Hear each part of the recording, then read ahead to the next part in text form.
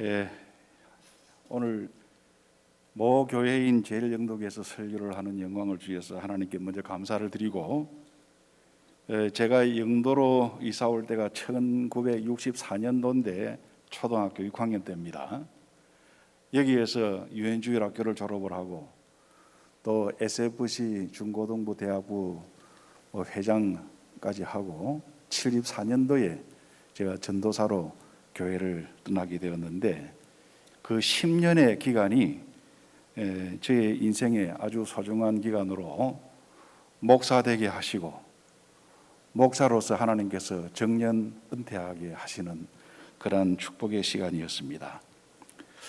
은퇴한 이후에 제가 한 달에 한 번 어머니 권사님과 제 아내와 함께 일부 예배 참석을 해서 목요일 예배를 드리면서 강하구 목사님 설교를 듣고 은혜를 많이 받는데, 우리 강 목사님께서는 설교를 듣는 가운데 많이 느끼는 것은 아주 정통 보수 신앙에 기초를 해서 또 신학적인 깊이가 있는 아주 좋은 목사님으로 설교를 하고 계시는 것을 제가 확인을 합니다. 마스크를 벗겠습니다. 좋은 목사님 모신 것을 여러분에게 진심으로 축하를 드립니다.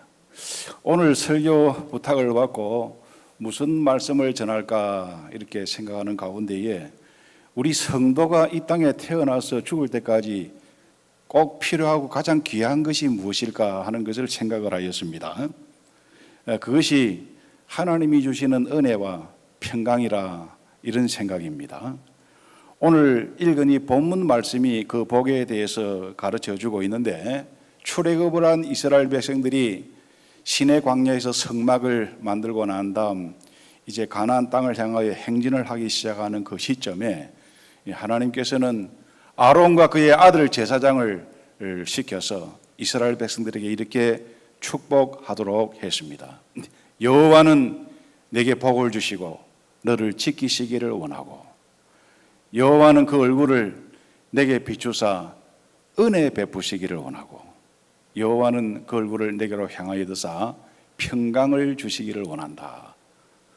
여기에 모든 것이 다 함축되어 있는 것입니다. 신약 성경의 맨 마지막 부분은 서신서입니다. 로마서부터 시작된 이 서신서의 시작과 끝은 그 서신의 인사로 시작이 되는데, 하나님의 은혜와 평강이 너희에게 있을지어다. 또 어떤 부분은 하나님의 은혜와 긍휼과 평강이 너희에게 있을지어다. 긍휼이라는 말은 불쌍히 여겨주신다는 것이거든요. 그런데 하나님이 너희를 불쌍히 여겨주셔서 은혜를 베풀어 주시고 너희의 삶에 평강 주시기를 원한다 하는, 이것이 서신서의 맨 마지막 인사가 되는 것입니다. 그래서 오늘 이 짧은 본문, 짧은 시간에 두 가지를 생각을 하겠는데, 첫째는 하나님이 우리에게 주신 은혜에 대한 생각입니다. 은혜가 무엇인가에 대한 정의는 여러분들이 다 익히 알고 있습니다. 우리가 무슨 일을 하고 받을 만한 권리와 대가를 받는 것을 은혜라고 말하지 않습니다. 나는 아무것도 한 일도 없고 받을 자격도 없는데 나를 불쌍히 여겨서 혹은 나에게 호의를 베풀어 주어서 나에게 그냥 선물로 주시는 것, 내가 그 선물을 받는 이것이 은혜라 하는 것입니다. 여러분이 몇 월 며칠 날 이 땅에 태어나야 되겠다고 작정하고 태어난 사람은 없습니다. 우리가 이 땅에 태어날 때 생명을 하나님으로부터 은혜로 받은 것이에요. 살면서 우리는 구원을 받은 체험을 합니다. 이 구원이라고 하는 뜻이 뭐냐면은 풀어준다, 해방된다 하는 뜻이에요. 예수님이 병자를 고치실 때에 내 병에서 구원받을지어다, 이 병의 고통과 질병에서 이제 놓여놨다, 해방받았다 하는 뜻이 구원의 뜻입니다. 병뿐만 아니라 우리가 살면서 온갖 심적인 두려움, 염려, 근심, 걱정 없는 사람이 어디 있어요? 그런데 이 모든 근심 걱정에서도 우리는 해방이 되었다 할 때에 그것도 구원이라는 표현을 쓸 수가 있습니다. 죄 짓지 아니하는 사람이 어디 있어요? 그러나 우리가 지은 죄에 대해서 내가 무슨 대가를 치르지 않았는데 하나님으로부터 내 너의 죄를 용서해 준다, 너의 죄를 속죄한다 할 때 그것이 죄의 구원, 죄로부터의 구원이고 죄 심판에서부터 구원을 받는 것입니다. 은혜를 영어로 그레이스라고 하는데 이것이 선물이요. 에베소서 2장 8절에 보면 너희는 그 은혜를 인하여 믿음으로 말미암아 구원을 받았으니 이것은 너희에게서 난 것이 아니라 하나님의 선물이라, 그렇게 말씀을 했습니다. 예수 그리스도를 믿음으로 얻게 되는 구원은 하나님의 선물입니다. 출애굽하는 이스라엘 백성들이 시내 광야에 도착했을 때 하나님은 성막을 만들도록 모세를 통하여 지시를 했습니다. 이 성막의 핵심이 법궤입니다. 법궤. 이 법궤는 아카시아 나무 조각목으로 만들어서 그 안에 무엇을 나중에 담도록 했느냐 하면은 하나님이 주신 율법 10계명을 그곳에 안치를 하고, 만나를 담은 항아리를 거기에 안치를 하고, 아론의 싹이 난 지팡이를 안치를 하는데, 이 법궤 나무 상자의 뚜껑을 뭐라고 부르느냐 하면은 뚜껑을 속죄소라고 불러요. 그것이 영어로는 mercy seat, 자비의 뚜껑이라, 자식이라, 은혜의 시은소라, 시은소라는 표현도 쓰고 있는 것입니다. 그런데 이 시은소라는 말, 이 속죄소라는 말의 뜻이 뭐냐 하면은 덮어준다, 용서한다, 상징적으로 속죄한다 하는 그런 뜻이 있어요. 우리는 죄인이지만은 하나님께서 우리의 죄를 그냥 덮어준다. 우리 인생 살면서 인간관계에 있어서 너무 여러분 뾰족하지 아니하고 또 가정생활에 있어서 좀 화평을 이루려고 하면은 실수에 대해서 덮어주는 마음이 우리에게 필요한 것입니다. 용서를 받는 것은 은혜입니다. 오늘 우리는 용서받아야 할 죄인들입니다. 모든 사람들이, 모든 성도들이 예수 그리스도의 보혈의 피로 죄 씻음을 받고 용서받아야 될 인간이라는 것을 우리가 기억을 해야 되는 것이, 은혜라고 하는 말을 혹 은총이라고 하는 말로도 사용을 했습니다. 다니엘서를 보면은 다니엘에 대하여 다니엘서 9장 10장에 보면은 크게 은총을 받은 다니엘아, 큰 은총을 받은 사람 다니엘아, 너는 너가 본 환상을 깨달아라, 일어서라, 그렇게 말씀을 했는데, 여기에 영어 그 킹 제임스 버전에는 크게 은총을 받은 사람이라는 말을 뭐라고 했느냐면은 greatly beloved, 하나님의 큰 사랑을 받은 다니엘아, 이렇게 표현을 하고 있는 것입니다. 은혜를 받은 사람은 은혜를 깨달을 수 있어야 돼요. 선물을 깨달을 수가 있어야 돼요. 우리가 목사님의 설교를 듣고 난 다음 목사님에게 인사하면서 아이고 목사님 오늘 주일날 은혜 많이 받았습니다. 그 무엇이 은혜를 받았다는 말씀이에요? 눈에 보이지도 아니하는데 하나님의 말씀을 설교로 들으면서 내가 깊이 깨달았다는 말씀이에요. 그대로 받아들인다는 말씀이에요. 오늘 우리는 살면서 하나님이 우리에게 주신 선물을 깨달을 수 있는 지혜의 눈이 있어야 되는 것입니다. 자연을 통해서 주신 축복을 깨달아서 참 아름다워라, 주님이 지으신 세계, 그 찬송을 할 수 있어야 되고, 또 하나님이 나에게 주신 이 생명과 건강, 마음껏 움직일 수 있는 오장육부를 통하여, 오감각을 통하여 느낄 수 있는 우리의 건강에 대해서 하나님 앞에 깨닫고 감사할 수 있는 그런 깨달음이 있어야 되는 거예요. 여러분, 선물을 이 부모가 자식에게 주었을 때, 아이한테 참 주었을 때에 그 아이가 그 선물을 받고 기뻐하고 즐거워하면은 부모 마음이 어때요? 또 사주고 싶고 마련해주고 싶지 않습니까? 그런데 그 선물을 줬는데 돌아보지도 아니하고 그냥 팽개쳐버리고 고마운 마음을 가지지 아니하면은 부모 마음이 아주 섭하게 되는 것입니다. 그래서 저는 생각할 때에 하나님이 우리에게 주신 선물을 선물인 것으로 알고 느낄 때에는 하나님 앞에 받아서 감사하고 즐거워하고 기뻐하는 그러한 태도를 보일 때에 하나님이 더 좋은 것을 줄 줄로 저는 믿는 것입니다. 아내와 남편, 그를 통하여 얻은 자식, 또 부모, 가족은 하나님이 주신 선물입니다.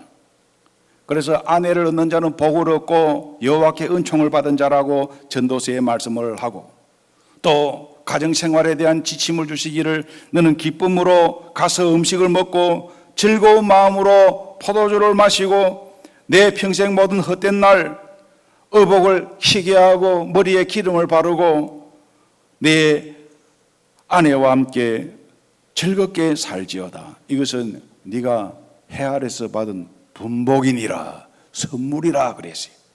이 선물을 선물로 깨달을 수 있어야 되는 것입니다. 즐거운 마음으로 살고 또 누릴 수 있는 그러한 지혜가 있어야 되는 것이, 여러분 이 은혜를, 이 선물을 우리 성도는 출생에서부터 죽을 때까지 받을 수 있는 자가 되어야 되는 것입니다. 그러면 우리 성도는 어떤 자세로 이 하나님의 은혜를 받을 수 있을까?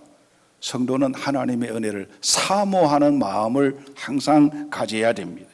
시편에 보면은 하나님의 은혜를 사모하는 찬송시가 많이 있는데, 저가 사모하는 영혼을 만족하게 하며 줄인 영혼에게 좋은 것으로 채워주신다. 그러니 매 주일마다 여러분들이 예배를 드리러 올 때에 예배 보러 오는 것이 아니고 사람 만나러 오는 것이 아니라 예배를 드리러 올 때에 내 영혼이 여호와의 궁정을 사모하여 쇠약하며 하나님의 은혜를 갈망하고 사모하는 마음으로 나와야 되는 것입니다. 그 마음은 겸손한 마음입니다.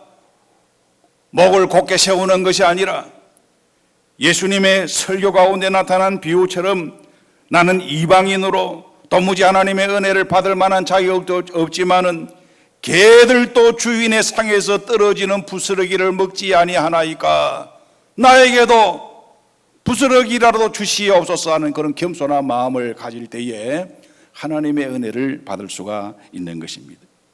잠언에 보면은 거만한 자에게 하나님은 거만한 자를 비웃으시고 겸손한 자에게 은혜를 베풀어 주신다. 겸손은 종기의 앞장이라. 겸손과 여호와를 경외함의 보응은 재물과 영광과 생명이니라 그랬어요. 그러니 이 성도들의 자세는 성도들이 갖춰야 될 덕은 겸손인 것입니다. 교회를 섬길 때도 예배를 드릴 때도 겸손이 필요합니다. 그뿐 아니라 우리는 사모하는 그런 마음은, 사모한다는 말 다른 말로 표현하면 그 바란다는 마음이에요. 바란다. 내 영혼이 주를 바라나이다. 하늘을 우러러 보나이다. 여러분들이 살면서 좋은 일이 있을 때나 혹은 굳은 일이 있을 때에 혹은 설거지하고 집안일을 하면서도 주여 주여 이렇게 말하는 습관을 가진 사람들이 있지 않습니까? 그 바라는 사람의 자세라고 생각을 하는 것입니다. 다니엘은 포로로 잡혀간 어린 시절에 그는 왕의 진미도 거절하면서 자기의 뜻을 세워서 하루에 3번씩 예루살렘을 향하여 문을 열어놓고 하나님 앞에 기도를 드렸습니다. 그게 바라는 생입니다.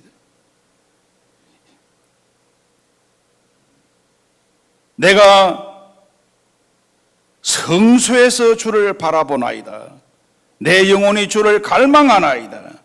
내 육체가 주를 앙모하나이다. 일주일의 생활 가운데에 여러분들에게 답답하고 어려운 일이 있을 때 혹은 기쁜 일이 있을 때에 우리는 삶 속에서 주를 바라는 그런 마음이 은혜를 사모하는 성도의 마음이 되는 것입니다.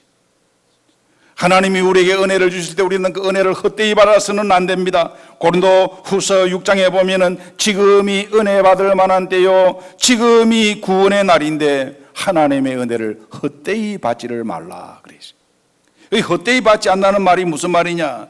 지금 오늘 현재 이 시간 하나님이 나에게 베풀어 주신 그 은혜와 복을 기억하는 것이에요. 이스라엘 백성들이 여호수아의 인도로 요단강을 건너고 가나안 땅에 들어갔습니다. 가나안 땅에 도착한 직후에 하나님이 주신 말씀이 뭐냐면은 요단 강바닥에서 돌을 주워다가 길갈에 기념비를 세워라. 그리고 너희 후손들이 이 기념비가 무슨 뜻이냐고 묻거든 이 기념비는 하나님의 은혜로 우리가 요단강을 건넌 하나님의 은혜의 표다는 것을 자녀들에게 가르치도록 한 것입니다. 빠른 경주자라고 경주에 선착하는 것이 아니라 유력자라고 전쟁에서 승리하는 것이 아니라 시기와 우연이 그에게 임하여 한다고 했는데 전도서 말씀이에요. 그것은 하나님의 은혜가 있어야 인생이 풀리고 하나님의 은혜가 있을 때에 그의 삶이 복된 삶이라고 하는 것을 가르쳐 주는 말씀입니다.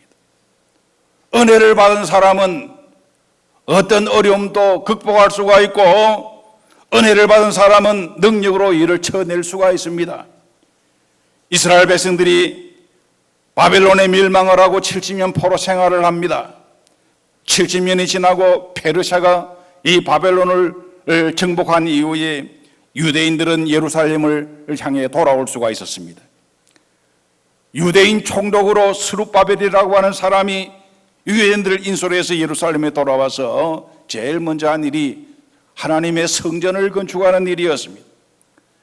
옛날에 성전을 기억하였던 노인들은 얼마나 감격스러웠던지 울면서 성전의 지대를 놓았고 젊은 청년들은 그 옛날 성전 모습을 기억하지 못하기 때문에 기뻐서 날뛰고 춤을 추었는데 멀리서 들을 때 이게 웃음소리인지 환호성인지 울음인지 구분이 가지를 않았다 그랬어요.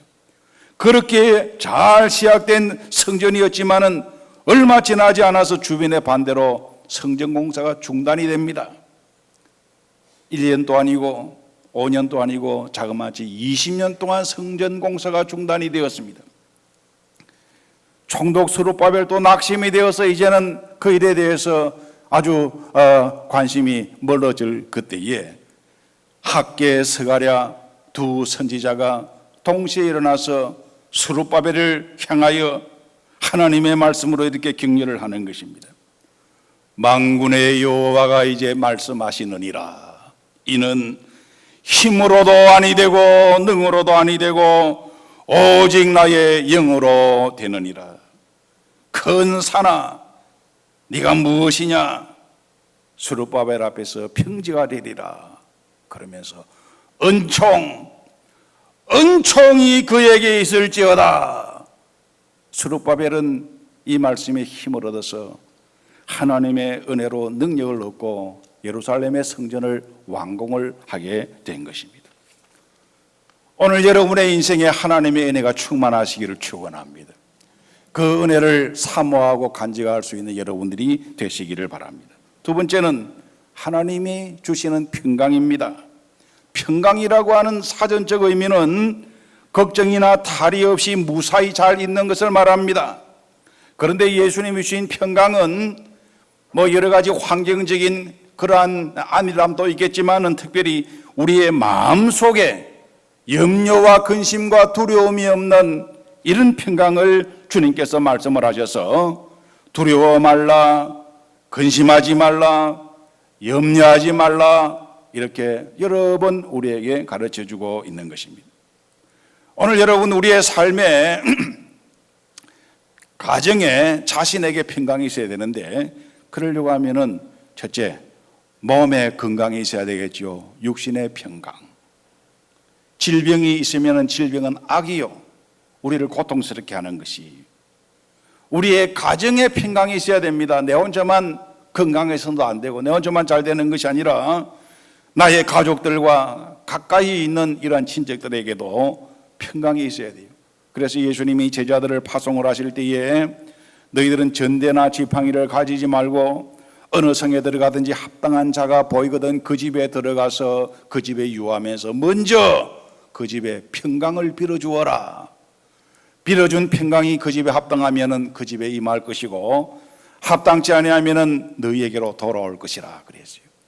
오늘 우리가 신방을 한다든지 성도들의 가정에 방문하면 잠깐 앉아서 묵상 기도하는 좋은 성도의 습관이 있지 않습니까? 그것은 무엇을 기도합니까?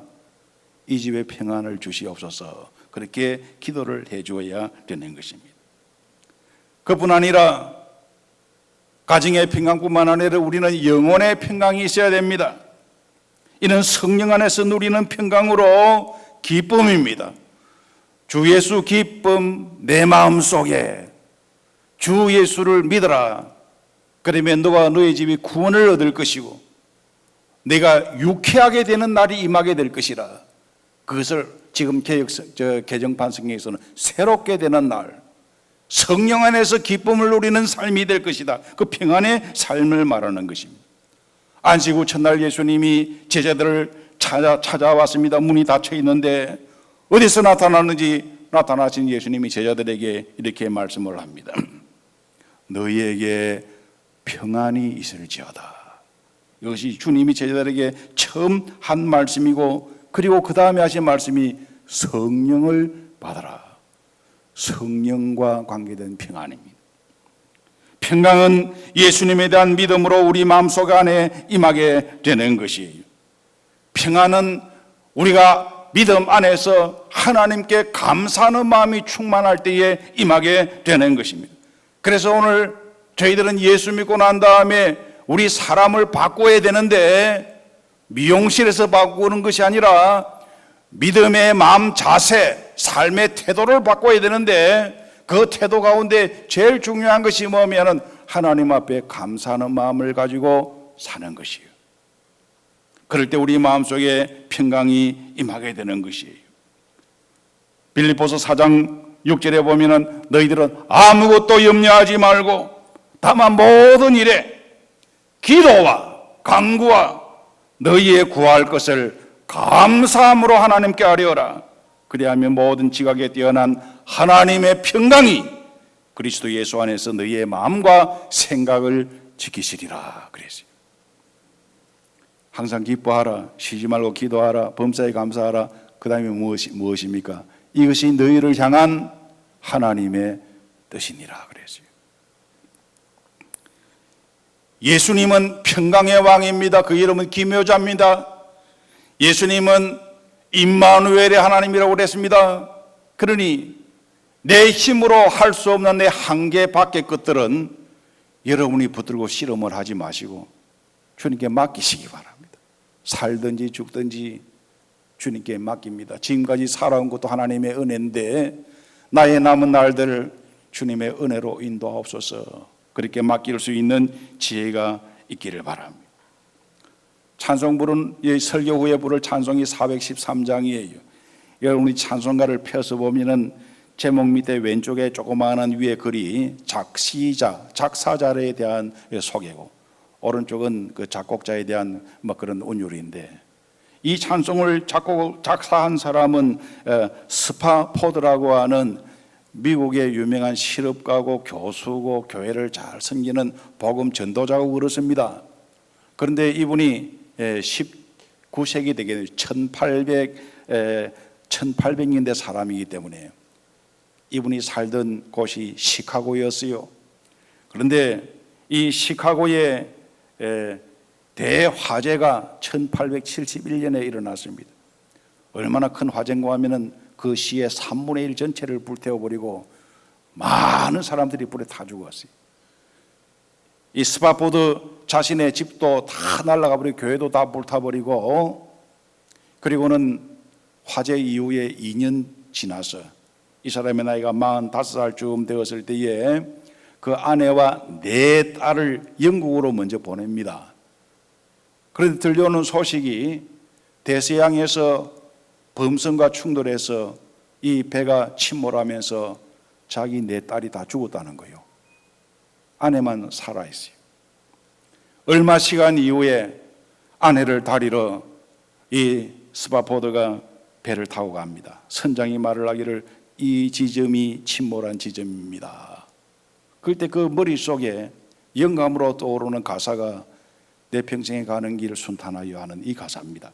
그 영어로 소개된 그 가사를 보면은 조금 더 실감이 나는데, 평화가 강처럼 내 인생길에 있든지 슬픔이 바다 물결처럼 나에게 밀려올 때든지 어떤 운명이든지 간에 나는 환경에 반응을 하지 아니하고 어떤 상황이라도 하나님이 나에게 가르쳐 준 대로 고백을 하겠습니다. 고난이 아무리 크다고 하지만은 나를 삼키지 못하는 것은 주님의 은총이 더 크기 때문입니다. It is well with my soul. It is well, it is well with my soul. 그 가사예요. 유대인의 인사는 평강을 구하는 샬롬이에요. 성도가 살아갈 때에 여러분 부자라고 다 평안한 것 아니에요. 유력자고 다 평안한 것이 아니에요. 그러나 믿음이 있는 성도의 마음속에는 초막이나 궁궐이나 내주 예수 모시는 가운데에 평안과 감사가 있을 수가 있는 것입니다. 그래서 요한 3서 2절에 보면은 사랑하는 자여 내 영혼이 잘된 같이 내가 범사에 강건하고 잘되기를 내가 간구하노라. 영혼의 평강, 몸의 평강, 그리고 하나님이 너의 삶 속에 필요한 것을 채워주시는 잘되는 평강을 구한다 그랬습니다. 이 말씀을 맺습니다. 여러분, 제가 이 성경을 읽는 가운데 구약 성경에서 제일 하나님의 은혜를 받은 사람이 누굴까? 성경에 기록되어 있기로는 노아는 하나님께 은혜를 입었더라. 그렇게 되어 있어요. 신약 성경에 제일 은혜 받은 사람이 누구일까? 가브리엘 천사가 처녀 마리아에게 나와서 은혜를 받은 자여 평안할지어다. 네가 하나님께 은혜를 입었느니라. 그가 예수 그리스도를 탄생한 어머니가 되었습니다. 오늘 우리는 살면서 때를 따라도 없는 한 해를 하나님의 은혜를 받을 수 있어야 됩니다. 잘할 때 함께 커줄 수 있어야 되고, 공부할 때 지혜와 좋은 선생님과 친구를 만나는 은혜를 받아야 돼요. 성장하여 직장을 얻고 또 가정을 이룰 때에 좋은 배우자를 얻는 은혜를 받고, 때를 따라 자녀를 생산하고, 죽을 때 은혜를 받아서 고통 없이 죽고, 죽음의 축복이 귀하다고 생각해요. 만일 하나님이 우리와 함께 하신다고 하면은 오늘 우리는 두려울 것이 없는 거예요. 그러니 오늘 하나님의 복과 하나님의 보호 지켜주심과 하나님의 은혜와 평강을 사모하고 받을 수 있는 여러분들이 되기를 축원합니다.